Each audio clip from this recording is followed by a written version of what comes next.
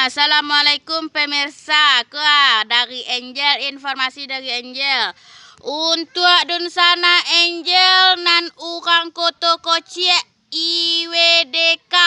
Jo Padang Jopan IKP. Jadi untuk dan sana Angel nan dirantau IWDK jo IKP, jangan lupa poi HBH awak ka Sentul.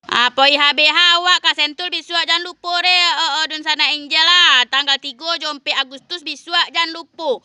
Nah, untuk IWDK jo IKP itu khusus poi HBH awak ka Sentul bisua tanggal 3 jompe bulan Agustus lah. Poi wa HBH re pemirsa dan sana Angel nan di situ nan di Kota Kociak jo nan Padang Jopang IWDK jo IKP re. Bisua di situ ada bagai-bagai acara pemirsa, ada lomba ngaji anak-anak, ada lomba lagu Minang, ada hiburan dongeng-dongeng, ada badut bagai untuk anak-anak. Jadi poi awak kami kiun bisua dalam acara silaturahmi namo pemirsa ande podi Jumat. Jadi untuk awak nang gaek-gaek bisua ada acara main kim bagai malam Bahagia banyak hadiah pemirsa.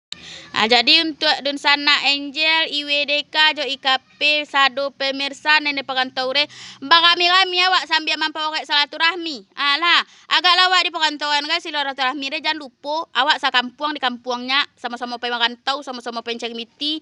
Ingat kok ka boleh awak pemirsa kok ka manduo awak pemirsa orang kampung awak nang kedimbau dulu ndak orang lain deh. Betul. Jadi poi ka HBH re bisua ka Sentul tanggal 3 jompe bulan Agustus re pemirsa rami awak adon ka orang re persatuan silaturahmi awak orang kampung re perantauan orang nak titiak li orang mencari adik-adik awak kampung ke pemirsa.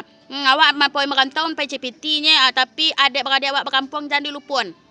Kono kok kemalangan awak kok anan terjadi di orang kampung awak nak tahu dulu. Orang kampung awak nak tiba dulu. Betul. Pokoknya jangan sampai ndak tiba puluh awak poi ke HBH IWDK jo IKP re untuk bersilaturahmi bisua pemirsa membono Angel. Di situ awak kono baso awak badan makan taunya. Tapi silaturahmi awak bakampung adik-adik tetap ndak boleh pudo, ndak boleh hilang-hilang. Betul Nyo di perantauan ndak sodang dek piti-piti banyak aja dah pemirsa. Kalau awak dirantau pandai-pandai awak bersilaturahmi. Ko kebetulan ada acara HBH namanya. Jadi jangan sampai ndak tiba puluh pemirsa. Jangan sampai ndak datang puluh barami-rami awak adoan kekompakan awak sakampung ke orang. Betul cara lah.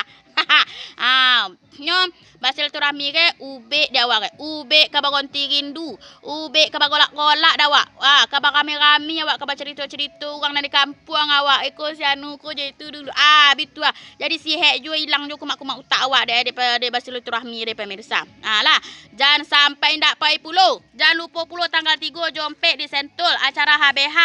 Lah tu informasi untuk Angel. Tiba awak kabagogor aja hadir jo jadilah dulu re. Lah jangan lupa nak. Assalamualaikum.